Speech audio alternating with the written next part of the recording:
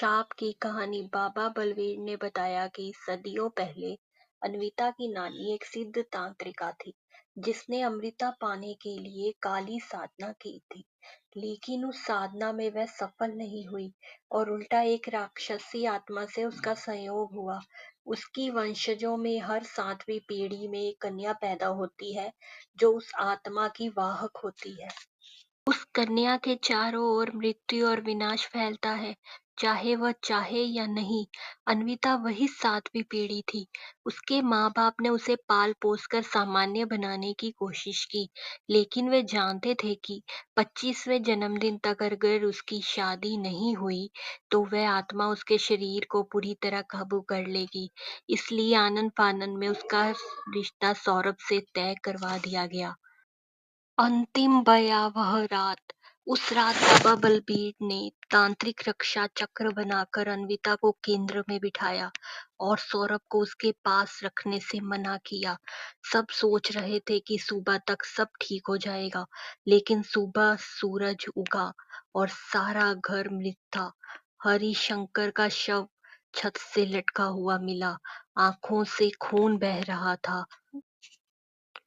बाबा बलवीर का शरीर कमरे के कोने में राख बन चुका था। सौरभ, जिसका चेहरा पहचानना मुश्किल था, उसका चेहरा पूरी तरह जल चुका था। पिता वो घर में नहीं थी। गांव के लोगों ने देखा कि सुबह सुबह हवेली के बाहर एक लड़की सफेद साड़ी में खुले बालों में चुपचाप सड़क पर चलती हुई जा रही थी, आंखों में आंसू पर चेहरा शांत। किसी ने रोका नहीं, किसी ने कुछ पूछा नहीं। बाद में जब गांव के सरपंच ने पुलिस को बुलाया तो हवेली के तहखाने से एक पुराना संदूक मिला। उसमें अन्विता की माँ की डायरी थी। उसमें लिखा था, मेरी बेटी को मैंने जन्म तो दिया है, लेकिन मैंने एक राक्षसी आत्मा को जन्म दिया है। वो चाहेगी तो भी सामान्य जीवन नहीं जी सकती। उसकी शादी उसकी आत्मा को स्थिर नहीं कर पाएगी। एक दिन जब चारों तरफ सिर्फ मृत्यु बचेगी, तब ही वो खुद को पहचान पाएगी। अंतिम शब्द। आज पर गांव की हवेली खंडर बुन चुकी है।